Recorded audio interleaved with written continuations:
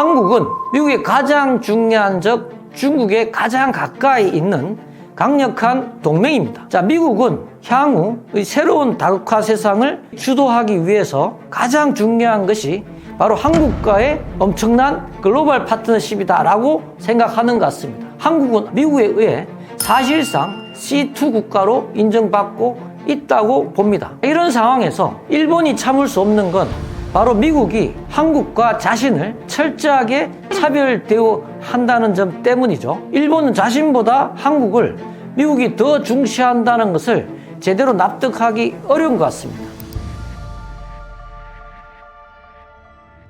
최근 국제 정세의 변화는 G7에서 C5 체제로의 전환이라고 볼 수 있을까요? 지난 수십 년간 국제 질서는 미국 중심의 G7 체제와 이에 반발하는 중국 중심의 브릭스 세력으로 대립하는 양상으로 진행되었거든요. 자, 브릭스는 브라질, 러시아, 인도, 중국, 남아프리카 공화국을 말합니다. G7은 미국, 영국, 캐나다, 프랑스, 독일, 이탈리아, 일본 등 서방 선진 7개국이죠.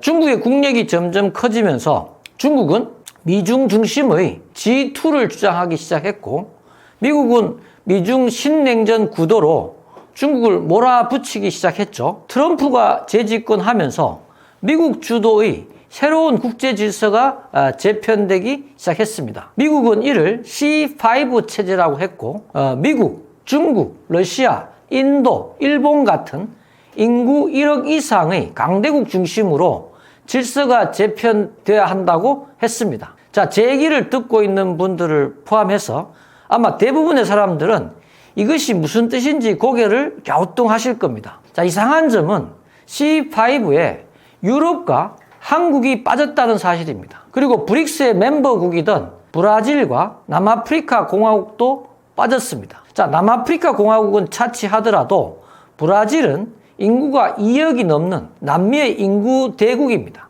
미국은 중국 제압을 위한 핵심 전략으로 브릭스 해체를 노리는 건가요? 자, 미국은 중국을 생사를 건 체제 경쟁자로 보고 있죠. 자, 미국의 가장 중요한 국가 목표는 중국 제압으로 봐야 할 겁니다. 그리고 미국의 가장 중요한 이익은 기축 통화 체제를 유지하는 겁니다. 그런데 중국을 중심으로 하는 이 브릭스 체제가 달러 체제에서 이탈하려고 하기 때문에 미국은 이를 가장 못마땅하게 생각합니다. 자, 미국이 브릭스를 해체하기 위해서는 무엇보다 역닉선 전략을 구사해야 한다고 생각하고 있는 게 틀림없습니다. 미소냉전을 승리하기 위해서 미국은 과거 소련 품에 있는 중공을 미국 품으로 떼어내는 닉슨 전략을 구사했거든요. 자, 지금 미국이 중국 중심의 이 브릭스를 해체하기 위해서는 거꾸로 중국 품에 있는 러시아를 미국 품으로 떼어내야 하는 겁니다. 또한 그 브릭스 멤버 중에 인도는 중국과 국경 분쟁 중인 나라이고 러시아와 전통적인 동맹이죠. 따라서 러시아가 미국에 붙으면 당연히 인도도 러시아와 함께 미국 편에 붙을 수밖에 없지 않겠습니까? 세계 다극화 체제 C5 체제의 등장 배경과 멤버 구성의 숨은 비밀은 무엇인가요? 자, 앞으로의 세계는 특히 미국의 입장에서 보면 가장 위험한 중국이 주도하는 그 브릭스 체제를 깨고 계속해서 달러 기축 체제로 미국이 주도하는 새로운 시대로 나아가야 하는 겁니다. 자, 이러기 위해서는 C5 체제로 가야 하는 것, 즉 세계 다극화 체제로 세계 질서를 유지하겠다는 것이 그 방향이죠. 자, 미국, 중국, 러시아, 인도, 일본이 바로 5극입니다. 이 5 세력은 1억 이상의 강대국이라는 특징이 있습니다. 자, 이 5 강대 세력이 지구의 운명을 결정하자는 겁니다. 브릭스의 5 나라 중에 브라질과 남아프리카 공화국이 빠졌죠. 따라서 C5 체제의 C5 구성국들이 미국 제안에 동의한다면 자, 브릭스는 더 이상 실효적으로 작동되지 않을 겁니다. 자, 브라질이 빠진 건요, 미국이 주장하는 그 서방부에 대한 트럼프 버전 때문이라고 보시면 되죠. 남아프리카 공화국은 아프리카를 대표해서 브릭스에 끼워준 것인데 그렇게 강력한 나라가 아니니까 크게 문제될 것도 없습니다. 자, 영닉슨 전략이 가동된다면 러시아는 미국 품으로 뛰어들 것이고 당연히 인도도 미국 품으로 뛰어들겠죠. 일본도 C5에 절대로 빠지지 않을 겁니다. 따라서 5극 체제라고 하지만 4대1 구도가 전개되니까 미국에게 절대적으로 유리할 수밖에 없겠죠. 중국 입장에서도 미소 냉전 때처럼 아예 상종을 하지 않는 게 아니니까 고립을 피하기 위해서는 참여하지 않을 수 없을 겁니다. 그런데 잘 보시면 C5의 미국을 제외한 네 나라는 미국과 절대적 동맹관계가 아님을 알 수 있습니다. 중국은 물론이고 러시아, 인도도 두 길 보는 국가라고 봐야 하겠죠. 자, 100% 믿지 못하는 맞은편 국가들이라는 점이 강합니다. 자, 문제는 일본입니다. 미일 안보 조약의 경우에 한미와 달라서 미국은 일본의 안보를 책임져 주고 대신 일본은 미국에 기지를 제공한다는 것이 핵심입니다. 일본 헌법에 전쟁을 영원히 포기한다는 규정 때문에 일본은 공격 무기를 대규모로 준비하지 못했고 따라서 상호 방위 개념이 아예 없습니다. 자, 미국이 일본에 기대하는 것은 기지 제공 외에 자위권 차원에서 중국의 군사력에 대항하는 자체 군사력을 강화하라는 정도죠. 자, 미국 입장에서 보면 일본은 유럽과 매우 비슷합니다. 유럽은 미국 입장에서 보면 과거 안보를 미국에 기대고 100% 무임승차하는 기생 세력으로 봤습니다. 그래서 트럼프가 유럽의 방위비를 GDP의 5%까지 올리라고 압박을 가했고 거기에 유럽이 동의를 했죠. 자, 미국은 일본도 유럽처럼 미국의 자국 방위를 맡기고 경제 성장만 추구해온 나라로 비춰지고 있는 겁니다. 자, 유럽의 핵심 국가는 영국, 프랑스, 독일인데 영국은 미국 말을 잘 듣긴 하지만 활력이 떨어지고 경제 침체가 되고 있고 독일은 메르켈 총리 때부터 러시아와 에너지 동맹을 체결하려고 했고 심지어는 중국과 매우 가까운 경제 관계를 맺었죠. 프랑스는 원래부터 가장 미국 말을 듣지 않는 국가로 유명합니다.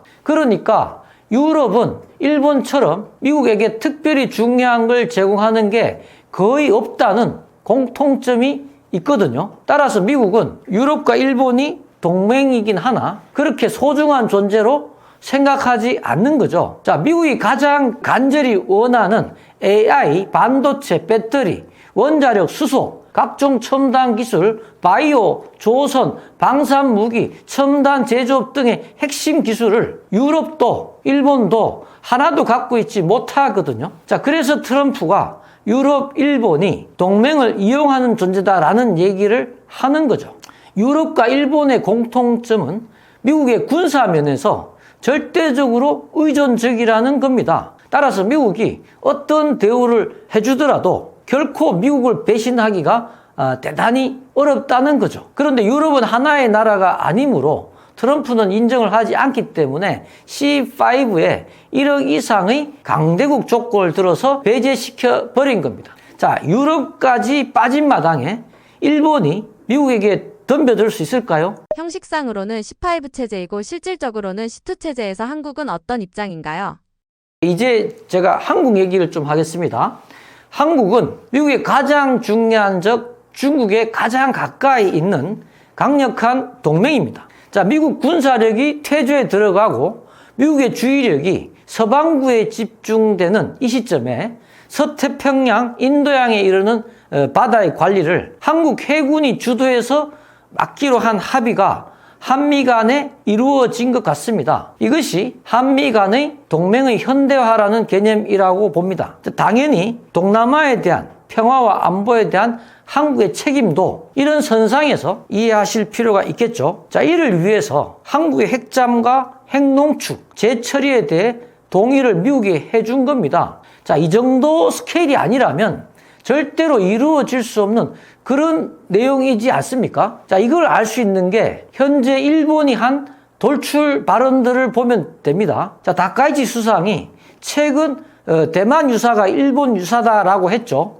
대만에서 전쟁이 터지면 일본은 집단 자위권을 구사한다. 즉 전쟁에 참전하겠다는 겁니다. 현재 미국이 추진하는 그랜드 평화 체제에 정면으로 시비를 걸었다고 봐야겠죠. 자, 트럼프가 이 발언에 대해 동맹이 우리를 이용해 먹는다라고 반응했거든요. 중국이 난리가 났습니다. 이것도 모자라서 다카이치는 독도는 일본 땅이라는 주장을 하면서 가만히 있는 우호적인 한국을 구태여 시비를 걸기 시작했습니다. 자, 지금 벌어지고 있는 상황에 참지 못하겠다는 반응입니다. 자, 가장 최근에는 총리실 인물 한 명이 일본은 핵무기를 자체 개발해야 한다.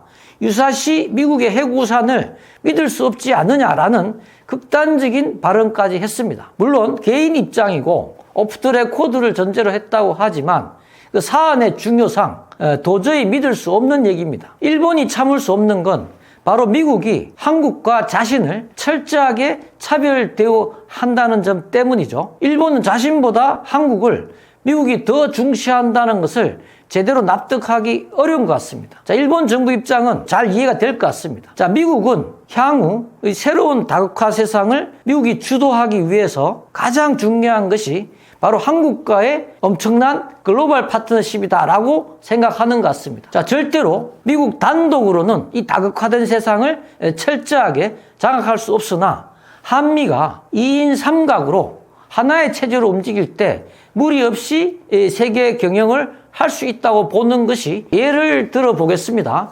자, 미국의 중국 제압의 핵심은 바로 영닉슨 전략입니다. 이것은 중국 품에 있는 러시아를 떼어내는 것이죠. 자, 이렇게 하려면 유럽을 대체할 동아시아 에너지 시장을 허락하는 수밖에 없고 그것은 시베리아 철도 가스관 부산 연결 외에는 방법이 없습니다. 한국의 동의가 없이는 영닉슨 전략 불가능하죠. 북극 항로부터 말라카 해역, 인도양까지의 중국 해군을 한국 해군이 맡아주지 않는다면 해군력에서 밀릴 수밖에 없다고 미국은 판단했죠. 자, 그래서 동남아 관리권도 넘기지 않았습니까? 자, 경제 분야로 들어가면 더 심각합니다. 중국과의 기술 패권 경쟁에서 핵심은 반도체, 배터리, 바이오, 인공지능, 양자 컴퓨팅, 청정 에너지 분야인데 만약 한국의 이 분야 기술들이 중국으로 넘어가면 미국의 기술 패권이 유지가 되겠습니까? AI 혁명은 필연적으로 엄청난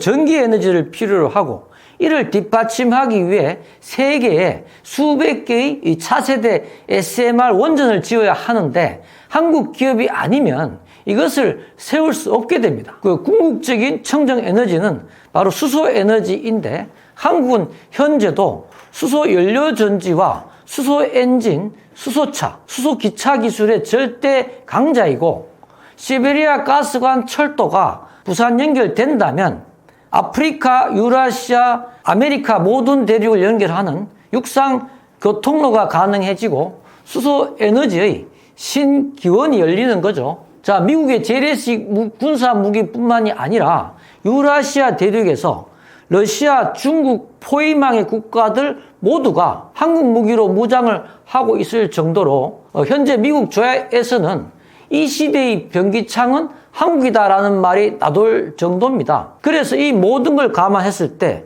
미국은 한국을 별개의 극으로 보지 않고 한미 일체화를 시도하는 전략을 구사하고 있는 겁니다. 자, 마스가 프로젝트, 반도체, 배터리, 로봇, 자동차, 각종 첨단 제조업의 미국 대규모 투자를 유도한 것이죠. 자, 이것은 한국의 주요 대기업들과 미국이 일체화된다는 뜻입니다. 한국의 군대도 사실상 미군 사령관의 지휘를 받고 있기 때문에 한국 군대와 대기업이 미국과 일체화되고 있다고 볼 수 있습니다. 자, 트럼프는 심지어 평택 기지를 영원히 갖고 싶다는 얘기까지 하지 않았습니까? 아마 중국을 완전히 제압하고 미국 패권이 유지되기 위해서는 평택 기지는 계속해서 존속될 거라고 봐야 할 겁니다. 자, 이제 결론을 내리죠. 자, 세계의 정세는 AI와 차세대 에너지 혁명이 진행이 되면서 세계 다극화, 즉 C5 체제로 가고 있습니다. 형식상 C5이지만 실질은 C2라고 봐야겠죠. 한국은 아마 미국에 의해 사실상 C2 국가로 인정받고 있다고 봅니다. 자, 이런 상황에서 일본이 이를 참지 못하고 길길이 날뛰는 형국인 셈이죠. 아직 러우 전쟁이 끝나지 않았는데 현재 어떤 상황인가요? 러우 전쟁이 벌써 4년째로 접어들고 있죠. 지금 상황을 한마디로 요약하면 총성은 들리지만 패는 움직이기 시작했다고 볼 수 있습니다. 자, 가장 결정적인 변곡점은 작년 8월 알래스카 앵커리지에서 있었던 트럼프와 푸틴의 회담이었어요.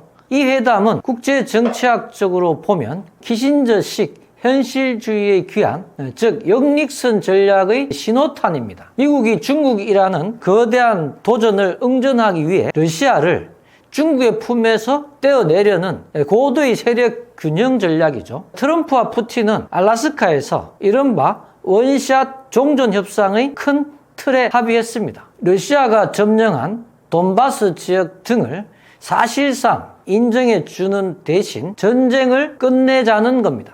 푸틴 입장에서는 나토의 확장을 저지하고 실익을 챙겼으니 미국과 손을 잡을 명분이 생긴 거죠. 젤렌스키 정부는 아주 난처한 상황입니다. 최근 내부 자료를 보면 탈영병이 20만 명에 육박하고 병력 기피자가 200만 명에 달할 정도로 국력이 한계에 도달했거든요. 자, 국민 74%가 영토 포기에 반대하고 있지만 미국의 지원이 줄어드는 상황에서 외적 균형을 유지하기가 점점 버거워지고 있는 게 현실입니다. 푸틴은 이제 유럽 에너지 시장은 포기했다고 봐야죠. 대신 그 거대한 가스관을 부산까지 연결하려는 원대한 계획을 세우고 있습니다. 최근 북러 군사 동맹에 철도와 에너지 의제가 포함된 것도 바로 이 때문입니다. 시베리아 횡단 철도와 가스관이 부산까지 내려오고 부산이 북극 항로의 종점이 되는 시나리오를 그리고 있는 겁니다. 결국 미중 패권 전쟁이라는 거대한 그 체스판 위에서 미국은 러시아라는 말을 자기 쪽으로 끌어당기기 위해 우크라이나에서의 출구 전략을 선택한 겁니다. 리슐리의 추기경이 추구했던 냉혹한 국가 이성이 21세기 한반도 주변과 유럽에서 다시 작동하고 있는 셈이죠. 러시아가 혹한기에도 우크라이나의 에너지 시설을 집중 타격하는 이유는 무엇인가요?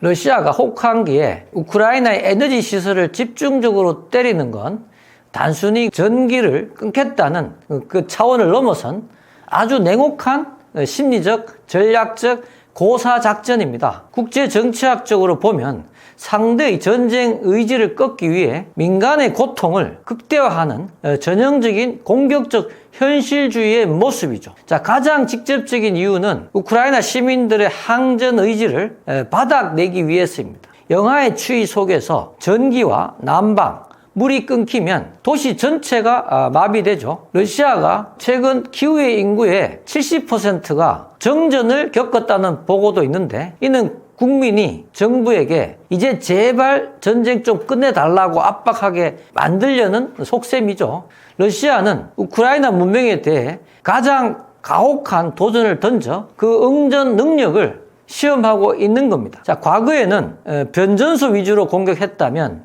이번 시즌에는 발전소 자체를 파괴하는 쪽으로 전술을 바꿨습니다. 화력발전소의 80%, 수력발전소의 40% 이상이 이미 타격을 입었다고 하죠. 단순히 이 전기를 끊는 게 아니라 아예 재생산 시스템을 파괴해서 우크라이나를 지속 불가능한 국가로 만들겠다는 겁니다. 자, 전기가 없으면 공장도 안 돌아가고 무기 수리도 안 되니까 결국 군사력 약화로 이어지는 법이죠. 러시아는 작년 8월 알래스카 회담 이후에 본격화된 종전 협상에서 유리한 고지를 점하려 합니다. 자, 계속 버티면 너희 국민은 얼어 죽는다는 공포를 협상 카드로 쓰는 거죠. 자, 미국 트럼프 행정부가 종전을 압박하는 상황에서 러시아는 우크라이나의 에너지를 인질로 잡고 영토 안보 딜에서 더 많은 것을 얻어내려 하고 있습니다. 러시아는 민간인을 공격하지 않았다고 주장함과 동시에 협상 조건 수용 전까지 공격을 멈추지 않겠다고 밝혔습니다. 이 발언은 어떻게 해석해야 하나요?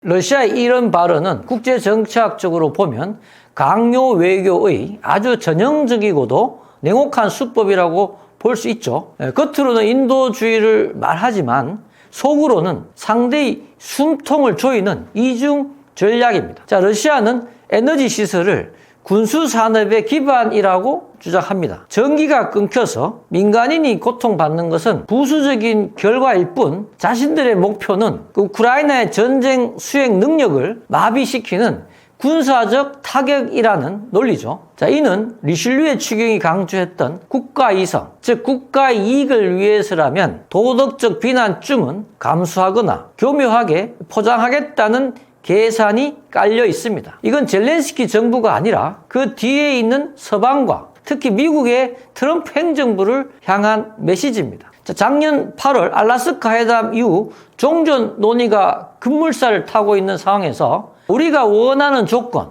빨리 수용하지 않으면 우크라이나는 이번 겨울을 버티지 못할 것이라는 강력한 압박이죠. 상대가 가장 취약한 시점인 이 혹한기를 노려서 항복을 받아내려는 전략입니다. 자, 팩트를 체크해 보면 현재 우크라이나 전력 시설의 80% 이상이 타격을 입어서 100만 가구 넘게 정전을 겪고 있습니다. 러시아는 이 고통이 길어질수록 우크라이나 내부에서 차라리 땅을 주고 전쟁을 끝내자는 여론이 비등해질 걸 노리는 겁니다. 실제로 최근 우크라이나 내에서도 이런 여론이 고개를 들고 있다는 보고가 있죠. 결국 푸틴의 발언은 평화를 원한다면 우리가 그은 선을 인정하라는 통보입니다. 알라스카 회담에서 나온 영토 안보 딜을 우크라이나가 거부할 명분을 완전히 없애버리겠다는 뜻이죠. 젤렌스키 대통령은 러시아가 생명 파괴에 집착하고 있다고 비난했는데 어떤 의도가 담긴 메시지인가요? 젤렌스키 대통령이 생명 파괴에 집착한다고 비난한 건 단순히 감정적인 토로가 아니라 아주 고도로 계산된 도덕적 프레임 전략입니다. 젤렌스키는 이 전쟁을 단순한 영토 분쟁이 아니라 인류의 그 보편적 가치인 생명을 지키려는 그 문명의 응전으로 규정하고 있어요. 자, 러시아라는 가혹한 도전에 대해 우크라이나가 생존이라는 고귀한 가치로 응전하고 있음을 전 세계에 호소하는 겁니다. 자, 러시아는 대화가 가능한 적시집단이 아니라 생명을 파괴하는 존재라는 그런 인식을 심어주려는 거죠. 그리고 전쟁이 4년째 이어지면서 서방 국가들 사이에서는 이제 그만 지원하고 적당히 끝내자는 목소리가 나오고 있잖아요. 젤렌스키는 생명 파괴라는 강렬한 단어를 써서 서방 리더들의 양심을 자극하는 겁니다. 당신들이 지원을 줄이는 것은 단순히 돈을 아끼는 게 아니라 러시아의 살인을 방조하는 것이라는 강력한 그 도덕적 압박을 가하는 셈이죠. 작년 8월 트럼프와 푸틴의 알라스카 회담 이후에 우크라이나의 의사와 상관없이 종전이 추진될지 모른다는 불안감이 커졌습니다. 젤렌스키는 러시아는 협상 중에도 아이들이 있는 아파트를 공격하는 집단이라는 점을 강조하면서 러시아가 제시하는 평화안이 얼마나 가식적인지 폭로하고 있습니다. 외적 균형 전략을 취해야 하는 우크라이나 입장에서 미국의 지지를 놓치지 않으려는 필사적인 외교적 수사라고 볼 수 있죠. 결국 이 메시지는 국제사회를 향해서 러시아에 보상을 주는 식의 종전은 또 다른 생명 파괴를 부를 뿐이라는 그런 경고를 날린 겁니다. 러시아의 공습이 계속되는 상황에서 우크라이나 주민들의 생활 방식이 전쟁에 영향을 주고 있다는데 어떤 건가요?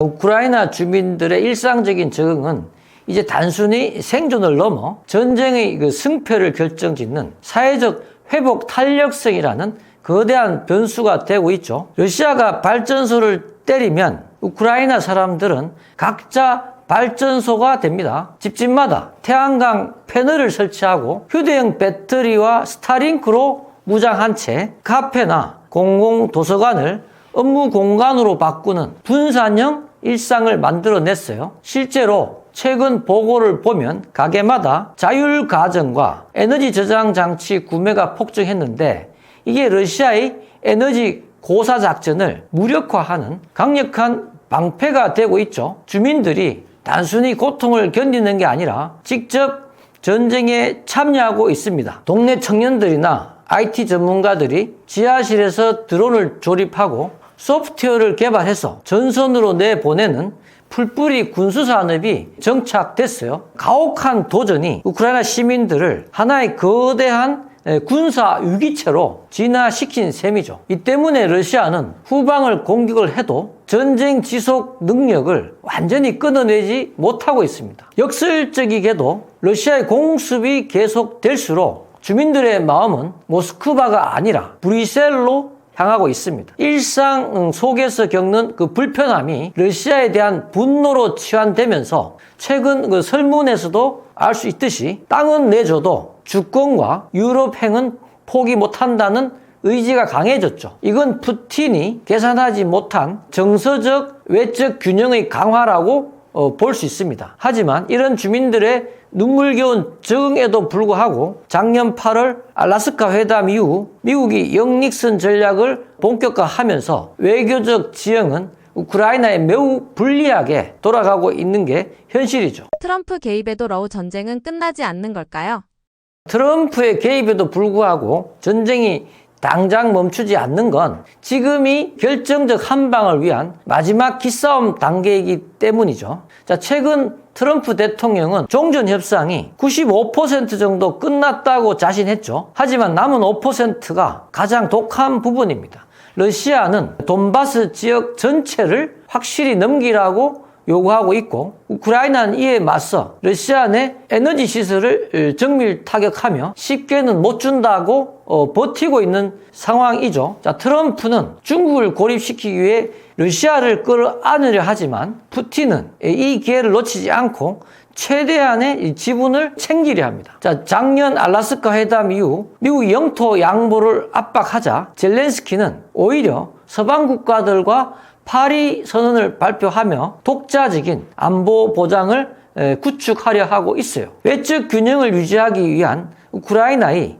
필사적인 몸부림인 셈이죠. 자, 푸틴 입장에서는 급할 게 없습니다. 어차피 미국이 러시아와 손을 잡고 싶어 한다는 걸 알기 때문에 겨울 동안 우크라이나의 에너지를 바닥내서 협상 테이블에 더 힘 빠진 모습으로 나오게 만들려는 겁니다. 결국 트럼프가 판을 깔아도 실제 도장을 찍기까지는 이런 그 지옥 같은 밀당이 계속될 수밖에 없는 거죠. 우크라이나는 지금 문명의 존폐를 건 마지막 응전의 시간을 보내고 있는 겁니다.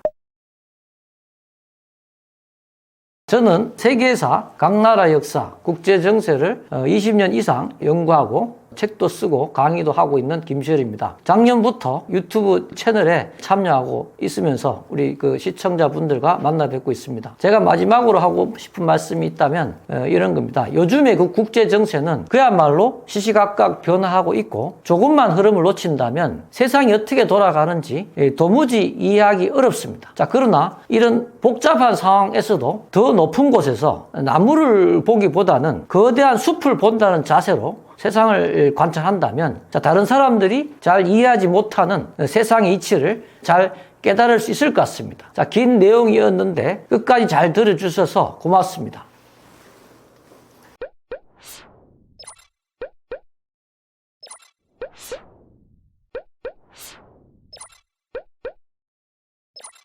you